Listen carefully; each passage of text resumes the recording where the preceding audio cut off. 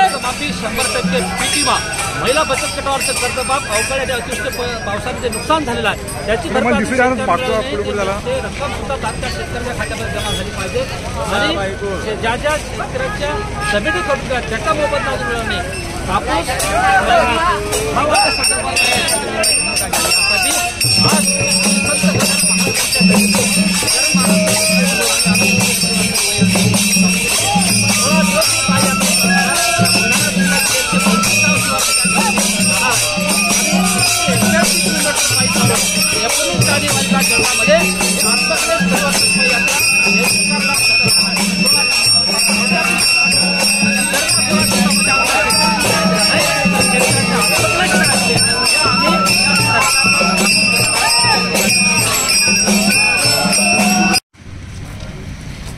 शेतकऱ्यांना संपूर्ण कर्जमुक्ती 100% पीक विमा कापूस सोयाबीन भाववाढी संदर्भात सरकारने निर्णायक भूमिका घ्यावी।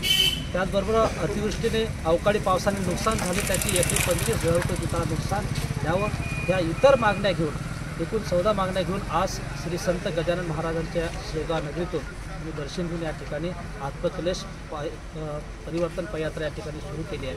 ही यात्रा या बुलढाणा जिल्ह्यातून अनेक भागामधून जाणार आहे। 125 गाव शिवारातून ही यात्रा जाणार आहे। 381 किलोमीटर पायी चालत 16 दिवसांना म्हणजेच येणाऱ्या 19 जानेवारीला ही आत्मक्लेश परिवर्तन पदयात्रा आदरणीय राजू शेट्टी साहेबांच्या नेतृत्वामध्ये जळगावच्या एसडी कार्यालयावर भेटणार आहे। 16 दिवसाचा अवधी अजून सरकारच्या समोर आहे। जर का 16 दिवसामध्ये आम्हाला या सरकारने न्याय दिला नाही तर मात्र शेतकऱ्यांचा आत्मक्लेश काय असते हे आम्ही सर्व शेतकरी त्या सरकारला